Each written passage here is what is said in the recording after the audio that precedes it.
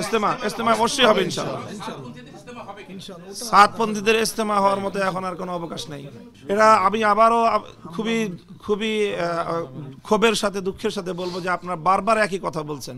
মারামারি হলো কোথায়?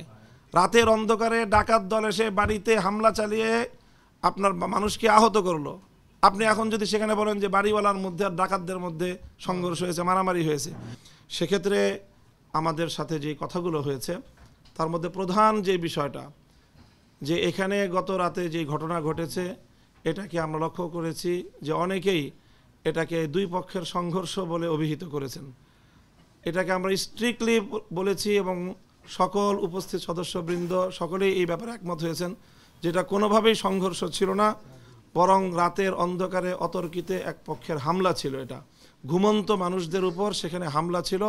হামলা চালিয়ে এক পক্ষের অর্থাৎ সাতপন্থী লোকেরা তারা এখানে হামলা চালিয়ে আমাদের নিরীহ লোকদেরকে হতাহত করেছে, খুন করেছে এবং অসংখ্য মানুষকে তারা সেখানে জখম করেছে।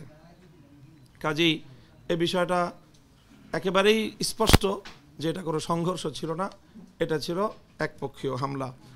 আমরা এই হামলার প্রেক্ষিতে জোরদারভাবে দাবি জানিয়েছি যে এই হামলার আগে থেকে এখানে সুনির্দিষ্টভাবে কারা কারা এটার সাথে জড়িত এর অনেক প্রমাণ ইতিমধ্যে জনসম্মুখে চলে এসেছে, যে কারা সেখানে ওখানে গেট ভেঙ্গে, বাউন্ডারি ভেঙ্গে, সীমানা প্রাচীর ভেঙ্গে কারা ঢুকতেছে সেগুলোর ভিডিও ফুটেজ সামাজিক যোগাযোগ মাধ্যম সহ যোগাযোগ মাধ্যমে ব্যাপকভাবে সেটা ছড়িয়ে পড়েছে এবং আইন শৃঙ্খলা রক্ষাকারী বাহিনীর দৃষ্টিতেও সেগুলো রয়েছে।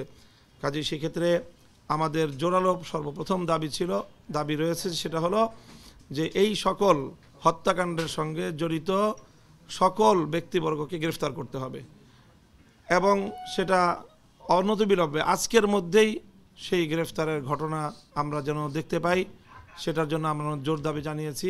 যে বিগত 2018 সালেও এভাবে হামলা চালিয়ে তারা 5,000 মানুষকে মারাত্মক আহত করেছিল, কয়েকজন ব্যক্তিকে তারা তখনও হত্যা করেছিল, কিন্তু তখনও তাদের বিরুদ্ধে তেমন কোনো আইনানুগ ব্যবস্থা গ্রহণ করা হয়নি রহস্যজনক কারণে।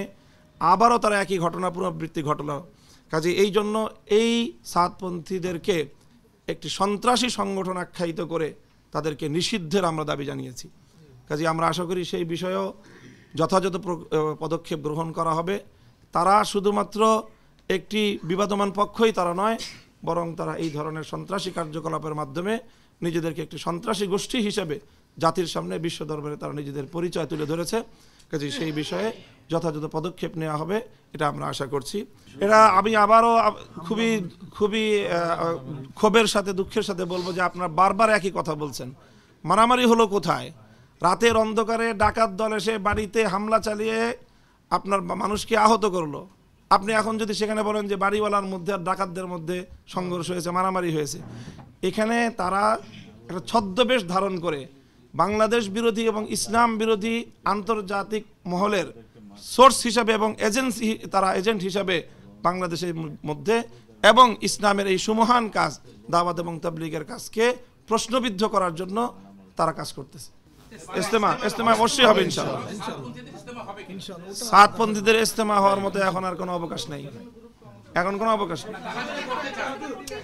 আমরা মনে করছি যে এই গতকালকের ঘটনার পরে আর তারা এই ধরনের ঘটনা ঘটানোর পর তাদের এখানে ইজতেমা তো পরের কথা, বরং তাদের বিরুদ্ধে আইনানুগ যে ব্যবস্থা নেওয়া হবে আমরা আশা করতেছি এরপরে আর এই প্রশ্ন আসবে না যে তারা ইজতেমা করতে পারবে কি পারবে না।